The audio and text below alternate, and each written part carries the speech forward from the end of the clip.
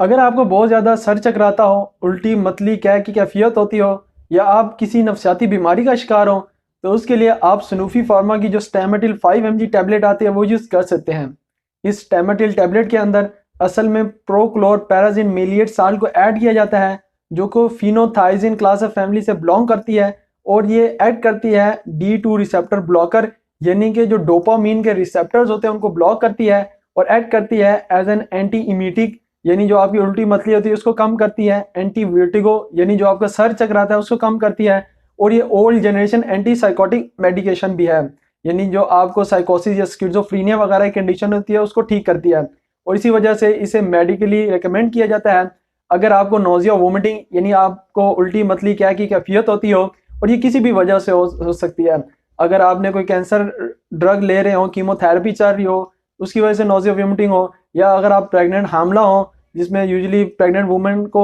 Morning sickness होती है उसमें यूज़ कर सकते हैं। इसके अलावा अगर आपको वर्टिगो यानी आपका सर चकराता हो, स्पेशली अगर आपको सर्वाइकल वर्टिगो हो जिसमें आपको गर्दन के पीछे दर्द भी होता है और आपको चक्कर आते हैं, उसमें यूज़ कर सकते हैं।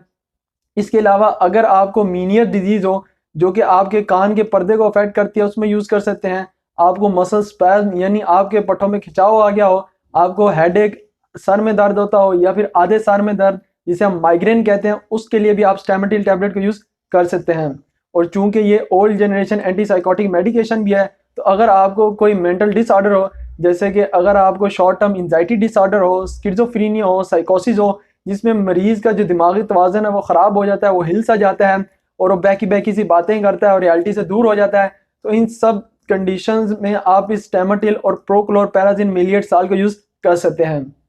अगर इसके मोड ऑफ एक्शन को देखें कि ये ड्रग किस तरह से काम करती है, तो नॉर्मली हमारी जो न्यूरॉन या नर्व सेल्स होते हैं उनका जो प्री साइनेप्टिक न्यूरॉन है वहाँ से डोपामिन न्यूरोट्रांसमीटर रिलीज होता है, और ये रिलीज होने के बाद पोस्ट साइनेप्टिक मेम्ब्रेन पे जो इसके D2 रिसेप्टर्स होते हैं उनके साथ जाके बाइंड होता है, और जब ये D2 रिसेप्टर के साथ जाके बाइंड होता है तो इससे पोस्ट साइनेप्टिक एक्टिवेशन होती है, और जब पोस्ट साइनेप्टिक एक्टिवेशन होती है तो ये सिग्नल सेंड करती है हमारे ब्रेन यानी दिमाग में मौजूद कीमो रिसेप्टर ट्रिगर जोन को, और जब chemo receptor trigger zone activate होता है तो इससे हमें नोजिया वोमिटिंग होती है। तो जब आप ये ड्रग प्रोक्लोर पैराजिन मेलिएट यूज़ करते हैं तो ये इन D2 रिसेप्टर को ब्लॉक करती है, जिससे डोपामिन D2 रिसेप्टर से बाइंड नहीं कर पाता, आगे पोस्ट साइनेप्टिक एक्टिवेशन भी नहीं होती, CTZ जो सेंटर है आपके दिमाग का वो भी एक्टिवेट नहीं होता, और इस तरह से आपको नोजिया वोमिटिंग या वर्टिगो वगैरह नहीं होती। और इसके साथ ही ये D2 रिसेप्टर के साथ साथ आपके जो एंटी मस्करिनिक या एंटी कोलिनर्जिक रिसेप्टर्स होते हैं उन पर भी अफेक्ट करती है, और ये alpha adrenergic receptor blocker drug भी है। अगर इसकी डोज की बात की जाए तो आप 5 से 10 mg की डोज जो होती है दिन में 3 मरतबा या 4 मरतबा यूज़ कर सकते हैं।